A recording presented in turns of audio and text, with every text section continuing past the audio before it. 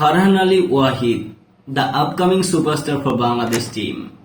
হামজা চৌধুরীর পরে সব থেকে বড় মানের এবং বড় প্লেয়ারটা যিনি হতে চলছেন বাংলাদেশ ফুটবলের জন্য, তিনি হচ্ছেন ফারহান আলী ওয়াহিদ। আপনি হয়তো শুনে অবাক হয়ে যাচ্ছেন কি এই ফারহান আলী ওয়াহিদ, কিন্তু আপনি হয়তো জানেন না এই ফারহান আলী ওয়াহিদও হামজা চৌধুরীর মতো ইংলিশ ক্লাবে খেলা একজন প্লেয়ার, যিনি কিনা বাংলাদেশের মেইন স্ট্রাইকার হিসেবে খেলবেন। Farhan Ali Wahid, the upcoming superstar for Bangladesh team. হ্যাঁ, আপনি ঠিকই শুনেছেন, হামজা চৌধুরীর পরে বাংলাদেশের ফুটবলে যে সব থেকে বড় মানের স্টার আসতে চলছে তিনি হচ্ছেন ফারহান আলী ওয়াহিদ। হামজা চৌধুরীর মতো তিনিও ইংলিশ প্রিমিয়ার লিগ খেলে থাকেন। ফুলহাম এফসির হয়ে তিনি খেলছেন বর্তমানে ইংলিশ প্রিমিয়ার লিগ। আপনি সব থেকে বড় যে জিনিসটা জেনে অবাক হবেন সেটা হচ্ছে এই ফুলহাম এফসির কোচ সাবেক রিয়াল মাদ্রিদের কোচ। ফুলহাম এফসির বর্তমান কোচ হচ্ছে সাবেক রিয়াল মাদ্রিদের কোচ আরভালো আলবিওরা। তিনি বর্তমানে ফুলহাম এফসির কোচিং এর প্যানেলের দায়িত্বে ছিলেন।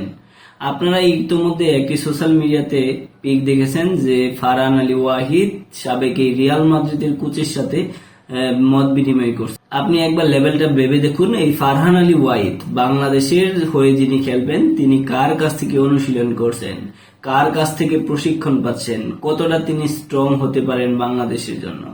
হ্যাঁ, বর্তমানে বাংলাদেশের ফুটবল দলের সব থেকে বড় যে প্রবলেমটা হচ্ছে মিডফিল্ডার শক্তিশালী মোটামুটি হামজা আসার ফলে তারা গোল ক্রিয়েট হওয়ার যে চান্স সেটি ক্রিয়েট করে দেয়, কিন্তু গোলে পরিণত করতে পারে না বাংলাদেশের যে বর্তমান স্ট্রাইকার গুলো আছে। এই ফারহান আলী ওয়াহিদ যদি বাংলাদেশের হয়ে খেলেন, ইতিমধ্যে সম্পূর্ণ হয়েছে তিনি বাংলাদেশের হয়েই খেলবেন। তার পাসপোর্ট বা আপকামিং যেই তথ্যগুলো দরকার একটা দেশের অন্য একটা দেশের হয়ে খেলার জন্য, সেই তথ্যগুলো মোটামুটি ফাইনাল হয়ে গেছে। তিনি বাংলাদেশের জার্সিতে সাব চ্যাম্পিয়নশিপে সম্ভবত মাঠে নামবেন।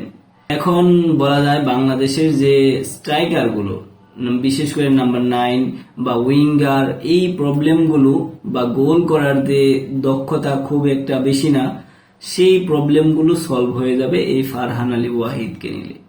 ফারহান আলী ওয়াহিদের সম্পর্কে সব থেকে মজার তথ্য হচ্ছে এই ফারহান আলী ওয়াহিদের বয়সভিত্তিক ক্লাবে ফুলহাম এফসির হয়ে অভিষেক হয়ে গেছে। সেই ম্যাচটি অবশ্য হয়েছে সৌদি আরবের বড় ক্লাব আল আহলির বিপক্ষে।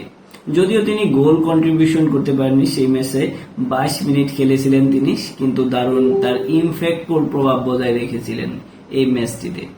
ফারহান আলী ওয়াহিদ দুইটি দেশের হয়ে খেলার জন্য তিনি হচ্ছে গ্র্যান্টেড। একটি হচ্ছে ইংল্যান্ড, যেখানে তিনি জন্মগ্রহণ করেছেন এবং বসবাস করেছেন, পড়াশোনা করেছেন। আরেকটি হচ্ছে বংশোদ্ভূতভাবে বাংলাদেশের হয়ে তিনি খেলতে পারবেন।